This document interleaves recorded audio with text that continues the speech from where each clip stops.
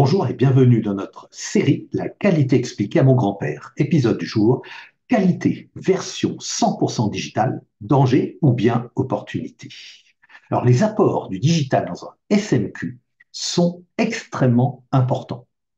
Pourquoi? Parce que piloter un SMQ est un processus qui va très vite se révéler complexe, complexe en termes de gestion des actions de qualité et complexe bien sûr en termes de gestion des supports documentaires liés à la qualité.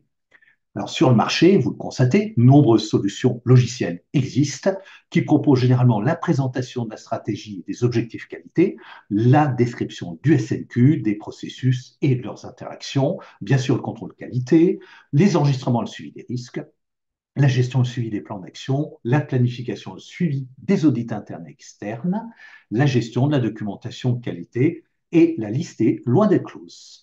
En revanche, le digital va présenter deux pièges majeurs à éviter. Premier piège, c'est penser que tout est digitalisé, donc tout est sous contrôle. Sauf qu'en ayant les yeux rivés sur nos tableaux de bord digitaux, sur nos indicateurs, nos fameux KPI, nous allons passer souvent à côté d'informations essentielles. Premier exemple, les enquêtes de satisfaction client. En mode digital, nous allons les automatiser, les robotiser, et nous constaterons que le taux de retour devient de plus en plus faible, car ce genre d'enquête n'incite pas les clients à répondre. De plus, en ayant digitalisé les questionnaires de satisfaction, on aura beaucoup de questions fermées avec des petites cases à cocher, et les clients ne peuvent pas forcément exprimer ce qu'ils auraient à dire, tant en termes de satisfaction que d'insatisfaction.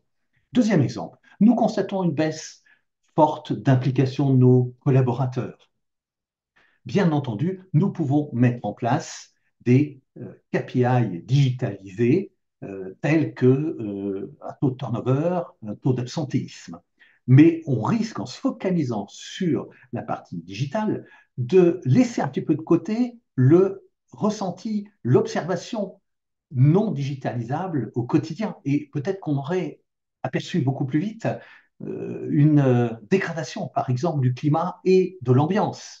Alors qu'avec une trop grande confiance dans la digitalisation, on va laisser de côté un phénomène sur lequel on aurait pu réagir à temps. Deuxième piège, penser que parce que tout est digitalisé, on va gagner beaucoup de temps, qu'on sera plus efficace. Prenons l'exemple des fiches de signalement de non-conformité ou de suggestion d'amélioration. Dans un système entièrement digitalisé, ces fiches-là vont être accessibles par logiciel. Pensez-vous sincèrement que les collaborateurs vont prendre le temps, faire l'effort d'aller sur le logiciel, d'entrer leur code d'identification et puis ensuite d'aller sur la bonne rubrique? Non, on aura une grosse déperdition d'informations à ce niveau-là.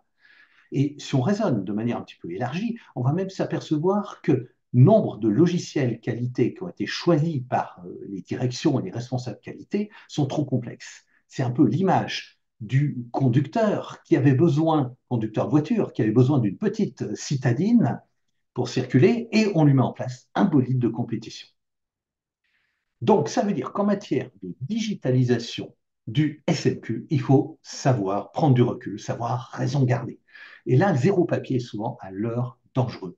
Ce qu'il faut, c'est vraiment, vraiment analyser systématiquement le rapport gain-risque à chaque étape de la digitalisation. Et puis toujours, toujours se faire l'avocat du client et peut-être même encore plus se faire l'avocat des collaborateurs qui vont être confrontés à cette digitalisation de la qualité. Ça implique aussi que, très en profondeur, nous devons accepter que notre SMQ ne soit pas forcément 100% digitalisé. Et là, je m'en garde contre deux illusions. La première illusion, c'est nous rassurer en croyant naïvement que nous contrôlons tout grâce au digital. Deuxième illusion, c'est nous rassurer et finalement aussi peut-être impressionner un peu notre entourage en donnant l'impression que nous sommes toujours à la pointe de ce qu'on peut appeler aujourd'hui la tech, de la modernité, de la digitalisation extrême. Et il convient donc de toujours privilégier la captation des réalités de terrain, et là, ce n'est pas toujours facile à digitaliser, et de toujours privilégier la simplicité d'accès, de saisie, de gestion des données liées à la digitalisation de notre SNQ. Je vous remercie et je vous donne rendez-vous pour notre thème suivant qui sera qualité dissonance cognitive.